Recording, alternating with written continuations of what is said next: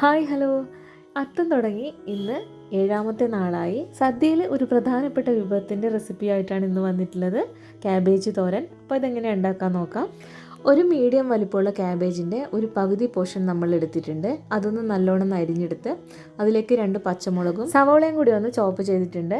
അടുപ്പ് കത്തിച്ച് ഒരു പാൻ വെച്ച് കൊടുത്ത് അതിലേക്ക് 2 ടേബിൾ സ്പൂൺ വെളിച്ചെണ്ണയും 1/4 ടീസ്പൂൺ കടുകും 1/4 ടീസ്പൂൺ ഉഴുന്നുപരിപ്പും കൂടിയിട്ടൊന്ന് മൂപ്പിച്ച് കറിവേപ്പിലയും കൂടി ഇട്ട് ഒന്ന് മൂപ്പിച്ച് അതോടൊപ്പം തന്നെ 2 വറ്റൽമുളകും കൂടി ഒന്ന് മൂപ്പിച്ചെടുക്കുന്നുണ്ട്. ഇനി ഇതിലേക്ക് നമ്മൾ നേരത്തെ അരിഞ്ഞു വെച്ചിട്ടുള്ള ക്യാബേജും കൂടി ഒന്ന് ഇട്ട് കൊടുത്തിട്ട് നന്നായിട്ടൊന്ന് ഇളക്കി യോജിപ്പിക്കുന്നുണ്ട്.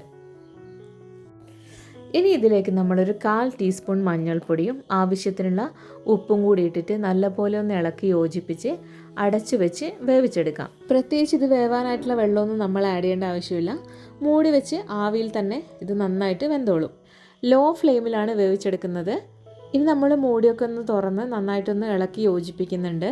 അപ്പോൾ സദ്യയിൽ വിളമ്പുന്ന ക്യാബേജ് തോരൻ ഇവിടെ റെഡി ആയിട്ടുണ്ട്.